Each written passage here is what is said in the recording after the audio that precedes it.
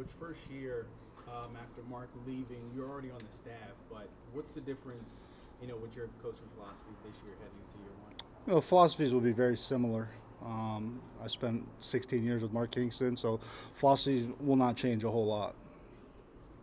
What piece of advice did he give you that has been very lasting as you begin your tenure here as head coach? He just told me to trust myself. That was the biggest thing. I've been with him a long time. I've learned from one of the best in the business. He always told me just, lead with your gut and do things the way you always have, and you'll have success. So the philosophy should stay the same or pretty close to it. How important is that with the team that just is coming off a lot of success to have that? I think it's very, very important in a transition mode that you don't come into a situation where you got to change everything. I think for our guys' sake, the comfort factor of them being with the same philosophy is a huge benefit, especially after the season we had last year. Talk about the excitement with having guys like Shane and Andrew this year, in year one for you. It's great. I'm really happy for those two. They're really special baseball players. They have a lot to look forward to.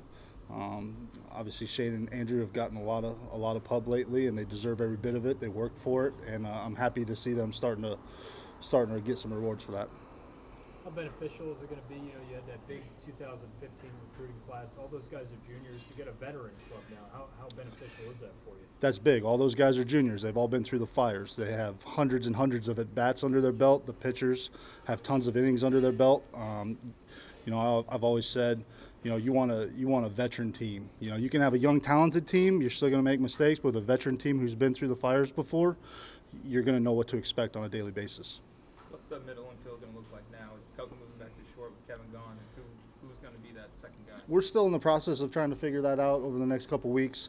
Coco Montez will obviously be considered at shortstop. Alec Wisely will be considered at shortstop. Graham Hoffman, who's one of our true freshmen, will be considered at shortstop. It will be a combination of those three to see which one sticks at shortstop to start the year. So who's got second base? We have a junior college transfer, J.D. Dutka. Between him, if Wisely's not playing shortstop, he can also play second, but between him and J.D. Dutka. I think we can make a reasonable guess as to most of your weekend rotation. How's that shaping up? Third guy. Third guy's a work in progress. The one thing we got to figure out is our bullpen. That Sunday starter will be based on who we decide to put in the back end of that bullpen to help us win games late. Alec Wisely, Noah Yeager, Colin Sullivan, Carson Ragsdale, those guys are all kind of fighting for that Sunday job right now. How's DJ Roberts in his recovery from torn labrum? He's doing good. He's on schedule with his rehab. Labrum surgery is a tricky deal. It takes a little bit longer than Tommy John to come back from. He just literally started throwing last week. But all signs are positive right now, and we haven't had any setbacks, knock on wood. Just from a leadership perspective in the locker room, in the dugout, how significant is Levi coming back for you? Having Levi around is huge. This will be his 6th year in the program. He's kind of seen everything. It's going to be nice to have him back and to serve in that leadership role. After 2 years out, can he reasonably be expected to make a contribution? He is working hard each and every day to try to get back on the field. We keep having a few setbacks from the injury standpoint. He actually swung the bat a couple weeks ago and looked like his old self. But we're still fighting. We're still fighting a little bit of that battle with that injury. Shane kind of protects him last year, first year back to Tommy John. Are you just going to let him loose this year, or is it still going to be kind of control him 5 innings, get him out? We're still going to control it. We're not going to be a program who's going to go throw our pitchers 130 pitches. He'll have a pitch count each and every week, and it will be something that gradually goes up. And then once we get the conference play, kind of let the leash off of him and let him go. Where has he made his greatest improvement since he's come to this program? What area? I think his maturity. As a young freshman, he's kind of a deer in headlights look. Watching him grow as a human being over the last 3 years in terms of becoming a more mature kid, that's really helped in his development on the field as well. I know you kind of touched on it a little bit, but expectations for you going in, coming off a 40-plus win season, is that something you want to kind of duplicate or just slowly get back to that coming into year one? No, absolutely. We want to get back to the regional. We have some unfinished business from last year. The expectation in this program is that we win, we go to regionals, and we advance as far as we can go. What's been the most difficult transition from going to head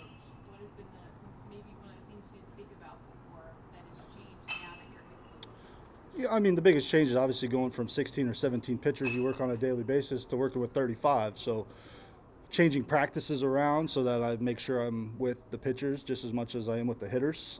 That was kind of the biggest adjustment I had to make, and we made the adjustment well. We split up practice time where, we can have everybody together, and then I can have individual time with the pitchers as well. Any idea who your DH candidates will be at this point? Yeah, so we got a few guys. Carson Ragsdale would be one of them if he's not playing first base with Joe Genord. Genord could DH and Ragsdale could play first. Alec Wisely, if he's not playing a position and we need him out of the bullpen that day, he could DH. And then Graham Hoffman's been swinging the bat really well as a freshman. It just depends if he's in the field or not. If he's not in the field, there's a good chance you see him DHing. What kind of offseason has Chatfield had? Chatfield's had a productive offseason. He's starting to recognize the breaking ball just a little bit better. He's really put his time into learn how to relax and not put so much pressure on his shoulders. It's been good to see the progress he's made. Coach kind of touched on a little bit that you guys had some unfinished business, coming off 40-plus wins. What's something that expectations that you guys put on yourself in the locker room? We were close to winning the American title last year. We were close to dethroning the national champions, so that's a little bit of the unfinished business. We want to finish top in the American and, get a little revenge on Florida and everybody else. Does it make it easy that, you already have a coach that was in-house, so the transition was easy for you guys? Yeah, it was really easy rather than getting a new coach and not sure how he would come in and change things. So getting a great coach like Coach Mohl is really good for the team. What's the biggest difference between him and Coach Kingston? They're both great coaches. I learned a lot from Coach Kingston. I've learned a lot from Coach Mohl. Practices are about the same, so whatever he learned from Coach Kingston has been pretty solid. How important is the beginning, or in some aspects difficult to get through, knowing your goals, where you were last year? It's quite a long road to get there, but how do you approach the beginning of the year, knowing it's a long stretch here? We try not to focus on what we did last year rather than just building on what we have this year. Getting out of the gates is going to be tough, playing against North Carolina and Florida State in the first 4 games, but we're just looking forward to getting the season going and building on what we did last year.